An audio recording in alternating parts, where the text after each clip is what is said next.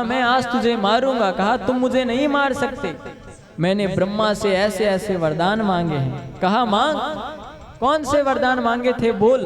कहा मैंने वरदान मांगा कि दिन में मरूं ना रात में मरूं। कहा बोल दिन है या रात। कहा दिन भी है और रात भी है। दिन भी नहीं है रात भी नहीं है, ये तो सायंकाल का समय है। कहा मैंने वरदान मांगा ऊपर मरूं ना नीचे मरूं। तो कहा तू अभी मेरी जंगा पर है बीच में, ना ऊपर है ना नीचे। कहा वरदान मांगा अंदर मरूं ना बाहर मरूं। तो कहा ना तू अंदर है ना तू बाहर है, तू इस समय दहलीज पर है। कहा मैंने वरदान मांगा कि अस्त्र से मरूं ना शस्त्र से मरूं। कहा ना तुझे अस्त्र से मारूंगा ना शस्त्र से, मैं तुझे अपने नाखूनों से मारूंगा। कहा मैंने वरदान मांगा नर से मरूं ना पशु से। तो कहा मैं तुझे क्या लग रहा हूं। कहा तुम तो नर भी हो, सिंह भी हो, पशु भी हो और नर भी हो। तो कहा बोल और कौन सा वरदान। कि मैंने वरदान मांगा कि 12 महीने में ही ना मरूं, कि जा तेरे लिए आज से नया महीना बनाया, पुरुषोत्तम मास होगा। तो कहा मैंने ऐसा वरदान मांगा है कि तुम मुझे मार ही नहीं सकते। कहा कौन सा वर। कि मैंने ब्रह्मा से वर मांगा कि ब्रह्मा के द्वारा बनाए किसी भी व्यक्ति से ना मरो। तो कहा मुझे ब्रह्मा नहीं बनाता, ब्रह्मा को मैंने खुद ने बनाया है। कहा कौन। कि मैं नारायण। नारायण का नाम सुनते ही हिरण्यकश्यपु दौड़ा है तलवार उठाने। नारायण ने उसे उठाकर अपनी जंगा पर रखकर हुमारंभ करते हुए अपने नखों से उसके पेट में डालकर उसका वहीं पर उद्धार कर दिया। बोलिए नरसिंह भगवान की जय। भगवान ने हिरण्यकश्यपु का उद्धार किया। भगवान क्रोध में है, अपने भक्त के ऊपर हुए इतने पाप कर्मों को देखकर पृथ्वी कांपने लगी है। भगवान को इतना क्रोध कि मेरे भक्त के साथ ऐसा व्यवहार। सभी देवी देवता कांप रहे हैं, दौड़ते डर के मारण दौड़ते दौड़ते ब्रह्मा के पास गए। ब्रह्मा जी ने कहा मैं कुछ नहीं कर सकता। लक्ष्मी जी के पास गए।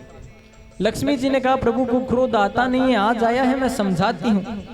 नीचे आई, भगवान का ऐसा रूप देखा, वापस दौड़ पड़ी। कहा ये मेरे भगवान नहीं हो सकते, इतनी खतरनाक। तो कहा जब भगवान को कोई समझा नहीं सकता तो उनका भक्त उन्हें समझाएगा। प्रहलाद को भेजा गया है, जाकर प्रहलाद गोद में बैठा है। नरसिंह उसे प्रेम आंसुओं से भिगो दिया है और अपनी जीभ से उसके मुखमंडल को चाट रहे हैं। कहा इतनी भक्ति, इतना विश्वास मन में कि मैं इस खंबे से भी तेरे लिए आ जाऊंगा।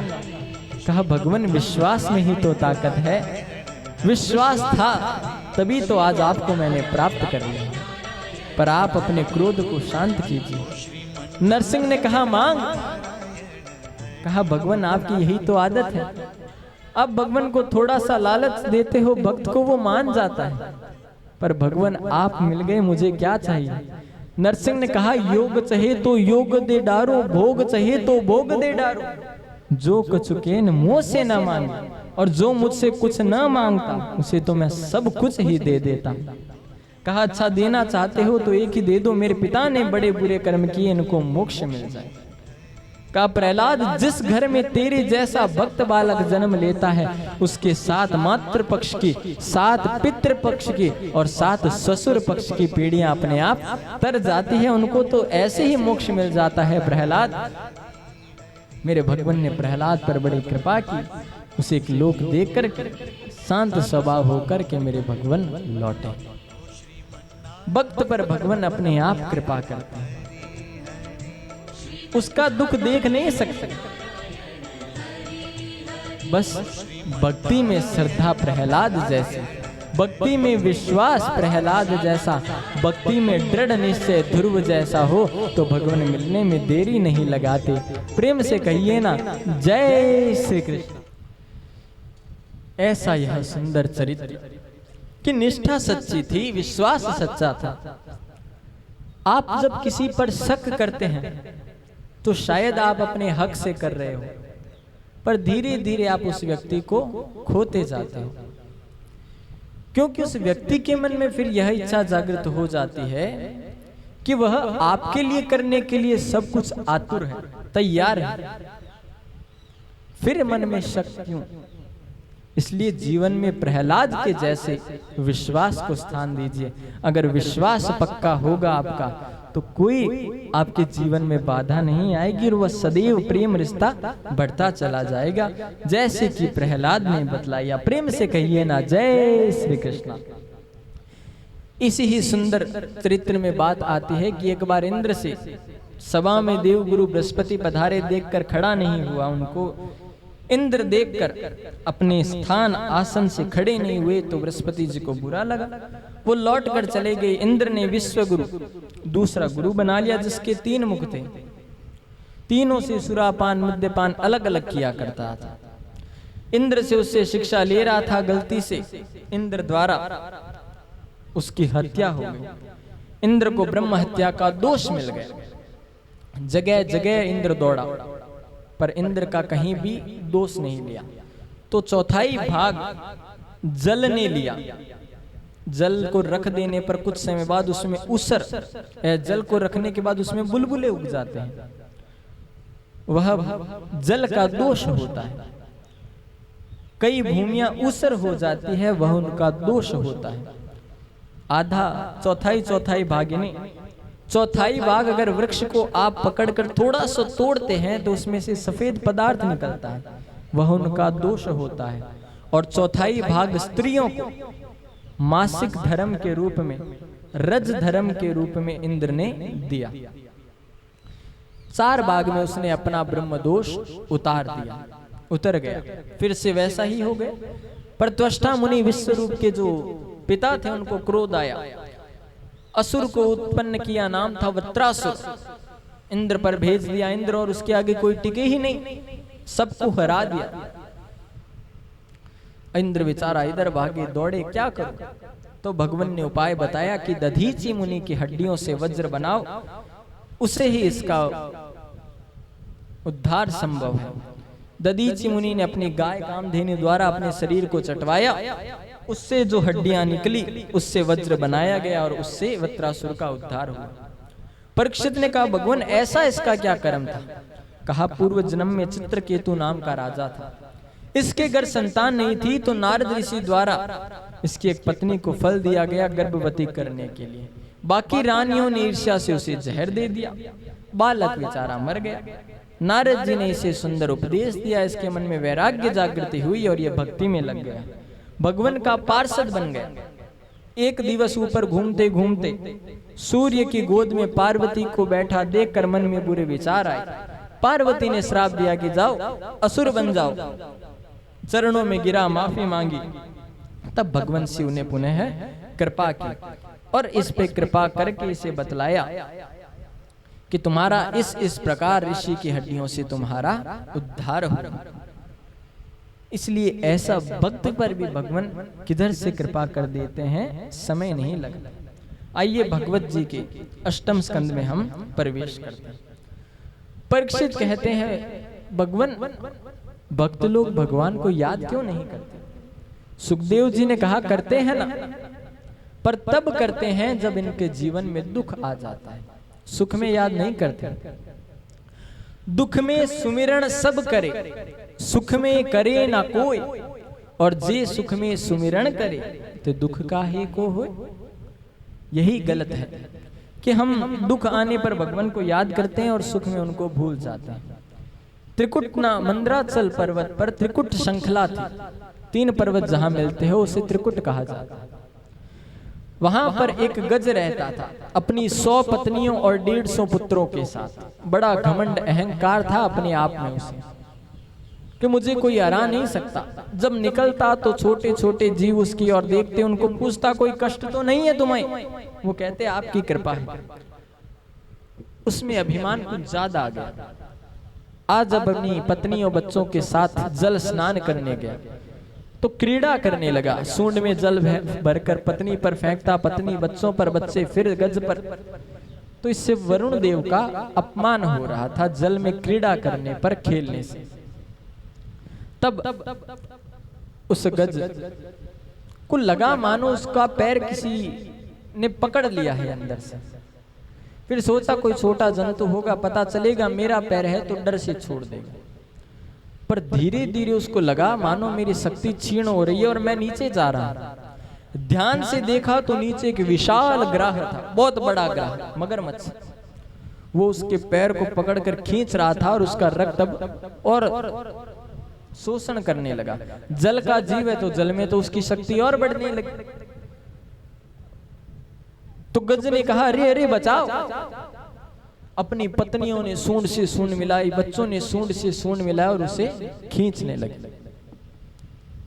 कहा जाता है कि महीने भर तक खींचते रहे, कोई असर नहीं, थक गए।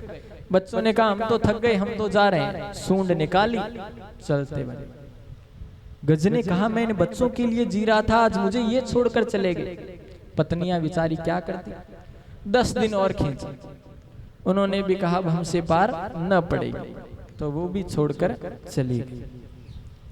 आवाज लगाई चारों ओर, बचाने की गुहार की, कोई नहीं आया। तो कहा, अरे मुझमें 10,000 हाथियों की शक्ति है। अपना जोर लगाने लगा, फिर भी कुछ नहीं हुआ। और अंदर चलता गया और अंदर। पर सज्जनों देखिए, उस गज ने इतना सुंदर स्तवन किया भगवान का, उसमें नाम किसी का नहीं लिया। जो अजन्मा होकर भी जन्मा है और जो जन्मा होकर भी अजन्मा है, जिसकी कृपा के बिना वृक्ष का एक पत्ता भी नहीं हिलता है, ऐसे भगवान आए और आकर के मेरी रक्षा करें। जिसके बिना सूर्य की तेज अधूरा है, चंद्रमा की रोशनी फीकी है, वो आकर प्रभु मेरी रक्षा करें। दुर्गा जी तैयार है, शिव भोले तैयार है, सब ब्रह्मा जी तैयार है। कहा, हमारा नाम तो लेवे तब हम जावें। बड़ा सुंदर स्तोत्र गाया है, गजेंद्र मोक्ष, पापों को काटने वाला। पर जैसे ही जो किसी का नाम नहीं है, मेरे कान्हा जी ने सोचा, मेरे विष्णु ने सोचा, वो मेरा नाम है।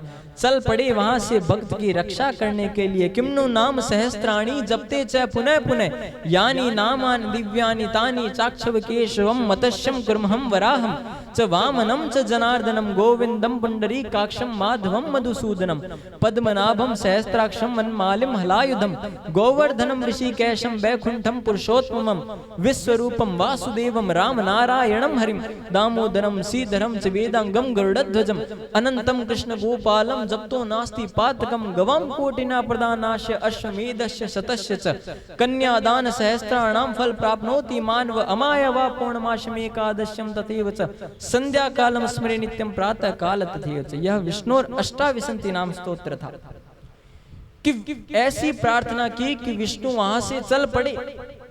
पर चलने से पहले एक बात और हो गई।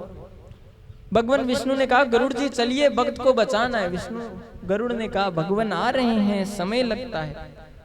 गरुड़ ने सोचा, भगवान का मेरे बिना काम ही नहीं चलता, जहां जाते हैं मुझे बता, पहले मुझे बुलाते हैं। भगवान ने कहा, हो उसे बाद में बचाएंगे, पहले तो घरवाले के अहंकार आ गया। कहा, अरे जल्दी आइए। गरुड़ जी जैसे ही आई, भगवान ने अपनी चटुली रख दी, कहा उड़ो। कहा, भगवान मजाक मत करो। कहा, उड़ो सही। गरुड़ जी बेचारे पंख फड़फड़ाते थक गए, उड़ नहीं पाए। कहा, अभिमान करते हो कि तुम हमें उड़ाकर ले जाते हो, खुद अपने पैरों से तुम्हारे पंजों को दबाते हैं तब तुम उड़ते हो। गरुड़ का सारा अभिमान टूट गया। भगवान आए, भगवान को जैसे ही आते देखा, कौन कहता है जानवर, गज की बुद्धि देखिए। भगवान को आते देखा, एक कमल का फूल तोड़कर मेरे भगवान की ओर चढ़ा दिया है। बोलिए विष्णु भगवान की जय। सुदर्शन चक्र भगवान ने चलाया है और वहीं से उसके ग्राह का उद्धार किया है। पकड़कर सूंड गज को मेरे भगवान ने बाहर निकाल लिया। यहाँ पर भगवान ने गज का भी उद्धार कर दिया और ग्राह का भी उद्धार कर दिया। भगवान के हाथ से बचना भी उद्धार है और भगवान के हाथ से मृत्यु भी उद्धार होती है। ये दोनों की चर्चा इनके पूर्व जन्म से थी। दोनों ने ऋषियों का अपमान किया, जिस कारण एक को गज और एक को ग्राह बनने का श्राप मिला। परंतु बाद में उन ऋषियों ने कहा कि तुम्हारे ऊपर भगवान की कृपा होगी। गज को दिया दुर्वासा ने और ग्राह को देवल नारद ऋषि द्वारा श्राप दिए गए। भगवान ने आकर इनकी रक्षा की, इन्हें बचाया है। इसलिए अगर सुख में भी सुमिरन करने लग जाएं तो दुख कभी नहीं आएगा। भगवान का सदैव सम्मान करो, उनकी चीजों का सम्मान करो। उनकी चढ़ाया गया प्रसाद गलती से भी हमारे पैरों में न आ जाए, ऐसा विचार रखो। दुर्वासा ऋषि भगवान के पास गए, भगवान ने अपनी प्रसादी माला उनको दी। प्रसाद स्वरूप में आई माला दुर्वासा इंद्र के यहाँ गए, इंद्र ने उन्हें भोजन कराया तो दुर्वासा ने इंद्र को पहना दी। इंद्र ने कहा ये मेरा क्या करेगी माला, उतार कर फेंक दी। वो जाकर इंद्र के ऐरावत हाथी के चरण पैरों में गिरी, ऐरावत ने उसे कुचल दिया। दुर्वासा ने श्राप दिया, जा भगवान की प्रसादी माला का तूने अपमान किया है, श्री विहीन हो जा। श्री विहीन हो गया इंद्र। संपत्ति सारी की सारी असुरों ने छीन ली, इधर उधर दौड़ा फिरने लगा तो समुद्र मंथन हुआ है। मंदराचल पर्वत को रई बनाया गया, वासुकी नाग को डोरी, दोनों ओर से उसका घर्षण शुरू हुआ। अब उसमें से अमृत तो निकला नहीं, विष का कलश निकल गया। अब विष को कौन पिए? तो भगवान शिव आए। शिव जी ने आकर उस विष का पान किया है, पर शिव संभल न सके तो शक्ति काली के स्वरूप में आई और उनको संभाला। अनेक अनेक रत्न मणियां निकली है, सब अलग अलग चीजें ले गए। देवता सब अलग अलग ने धारण कर लिया। लक्ष्मी निकली, देवता असुर लेने दौड़े, विष्णु जी ने कहा रुको, ये हम धारण करेंगे। अमृत निकला तो हमारी आदत होती है जब हमारे साथ कोई घटना अच्छी या बुरी हो, हम देखने में ही रह जाते हैं। देवता देखने में ही रह गए, अमृत निकला है, धनवंतरी जी लेकर आए। इतने में तो असुर से लेकर दौड़ते बने। भगवान मोहिनी का रूप धारण करके आते हैं। बोलिए मोहिनी स्वरूप की जय। मोहिनी रूप धारण करके आए, अपनी अदाओं से असुरों से विष छल लिया और ले जाकर देवताओं को पिलाने लगे। स्वर भानु नाम का असुर चंद्रमा का रूप धारण करके आया और उसने उस अमृत का पान कर लिया। भगवान समझ गए, चक्र चलाया, ऊपर मस्तिष्क अलग हो गया, नीचे का शरीर अलग हो गया। ऊपर का शरीर राहु बना और नीचे का केतु बन गया। इन 9 ग्रहों की रचना हो गई। समुद्र मंथन हुआ है, देवासुर संग्राम इत्यादि सभी संपूर्ण हुए हैं। यह होने के पश्चात अब इधर बलि जो है वह विचार कर रहा है कि गुरु इंद्र ने पुनः हमसे छीन लिया, क्या करें। गुरु ने कहा गुरु सेवा, गौ सेवा, संत सेवा कर, तुझे अपने आप कह दूंगा। आज बलि ने यह सभी सेवाएं करता। आज गुरु ने कहा जा चढ़ाई कर दे।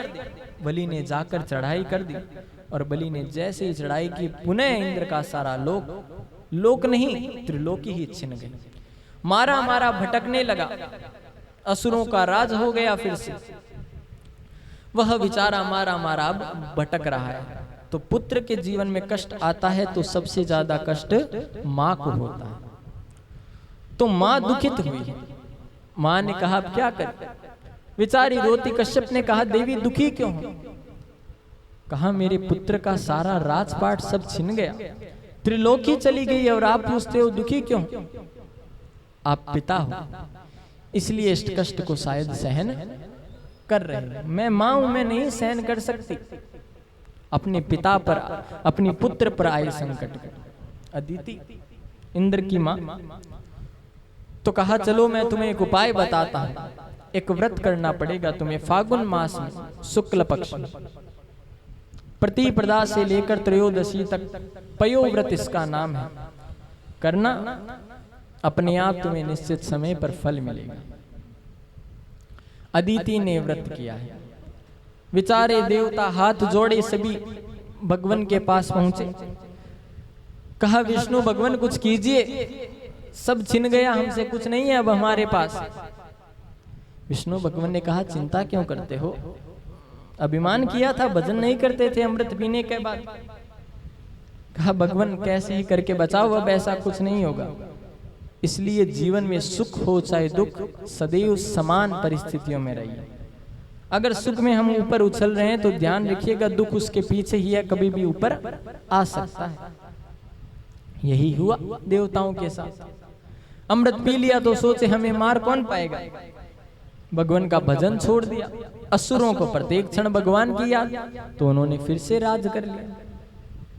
भगवान ने कहा मैंने अदिति जी को वचन दिया है, मैं उनके घर जन्म लूंगा। भादवे का महीना, द्वादशी तिथि।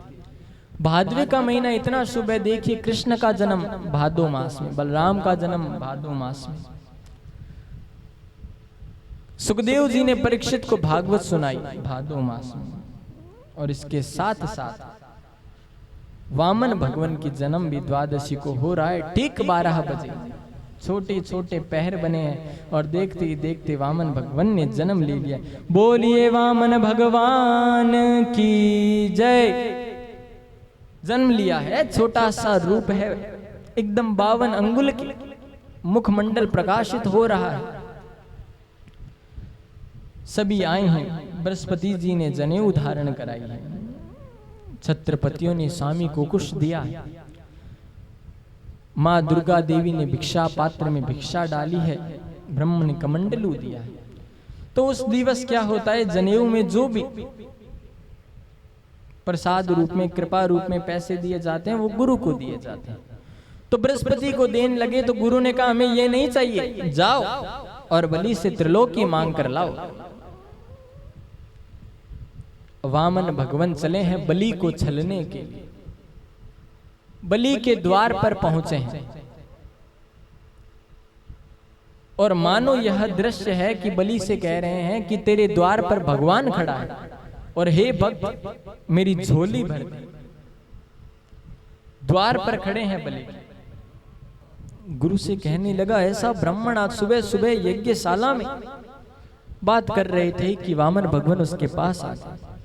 कहा बतलाइए मैं आपकी क्या सेवा करूं। पास में गुरु खड़े शुक्राचार्य का, ये बोल क्यों नहीं रहे। कहा मंत्र कर रहे हैं। बलि ने कहा हो। वामन भगवान सोचे कुछ दिखाना भी पड़ेगा पहले भाई, प्राप्त करना है। तो कहा हो आप हैं बलि, विरोचन पुत्र, बड़ा सुना है आपके दान के बारे में, बड़ा दान करते हो। कहा बस भगवान कराता है। कहा सोचा तुम्हारे यहाँ चला ही वर्णन सुना था कि अरे बड़ी कृपा की, अब हमारे यहाँ आए हैं तो हम खाली हाथ तो जाने नहीं देंगे, कुछ तो लेना पड़ेगा। कहा अरे हमारी आदत है, हम कुछ नहीं लेते, हम नहीं लेंगे। कहा अरे ऐसे मत कीजिए, मैं आपका कहो तो विवाह करवा दूं। कहा ऐसा हम काम क्यों करें जिससे हमें रोना पड़े। कहा मतलब। कहा चलो तुम हमारा विवाह करा दो। कहा फिर रहने की व्यवस्था। कहा अरे अपना भवन पड़ा है पूरा आपको दे देंगे। कहा भोजन की। कहा भंडार गृह खुलवा देंगे। कहा अरे फिर हमारे संतान भी होगी 10-5। कहा हाँ, तो उनके पढ़ने की व्यवस्था कि वो अपना विद्यालय है हिरण्यकश्यपु दानव विश्वविद्यालय, उसमें करवा देंगे। कहा अरे अब संतान हमारे 10-5 होगी तो उनमें से एक तो हो सके मर भी जाए। तो कहा हाँ मर भी सकती है। कि फिर रोने वालों की व्यवस्था, कि संतान आपकी मरेगी तो रोना तो आपको पड़ेगा। तो कहा जिसमें रोना पड़े वो काम मैं करूं ही क्यों। बलि ने कहा कैसे ही मनाया था फिर ऐसे। कहा ऐसे मत कीजिए, कुछ तो लीजिए। कहा ठीक है, तुम्हारी भी बात रहे, हमारा भी धर्म, हमने भी जो सोच कर रखा है वो ना टूटे। 3 पैर भूमि लेंगे। तो कहा मांग के भी 3 पैर मांगे, आप भोले हैं, और वो भी अपने पैर से। कहा ठीक है ले लीजिए। कहा ऐसे नहीं, संकल्प करो। शुक्राचार्य ने कहा यह संकल्प पे जोर क्यों दे रहा है।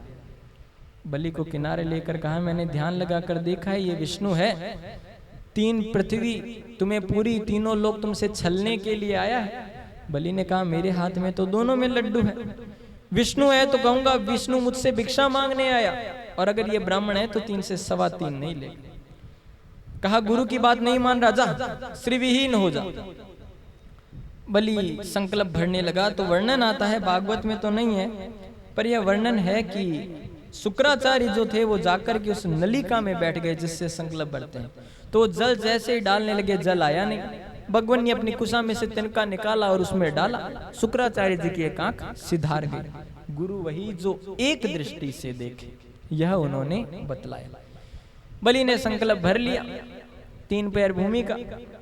कहा रे चरण छुओ, परिक्रमा दो। बलि ने परिक्रमा देके जैसे ही चरण भगवान के चरणों में रखा, सो ही भगवान ने विराट रूप ले लिया। बोलिए विराट भगवान की जय। एक पैर में ऊपर के 7 लोक, भूव स्वर्ग मह जन तप सत्य ब्रह्म लोक नाप दिए। दूसरे पैर से नीचे के 7 लोग, अतल वितल सुतल रसातल तलातल महातल पाताल नाप दिए। कहा क्यों बलि? बड़ा अभिमान करते थे, जो मांगोगे देंगे। तीसरा पैर कहाँ रखें? कहा भगवान दान बड़ा या दानी? तो कहा दान बड़ा थोड़ी, जिस दानी ने दान दिया है वो बड़ा होता है, वो धन का मालिक बड़ा। तो कहा अपना तीसरा पैर इस धन के मालिक पर ही रख दो।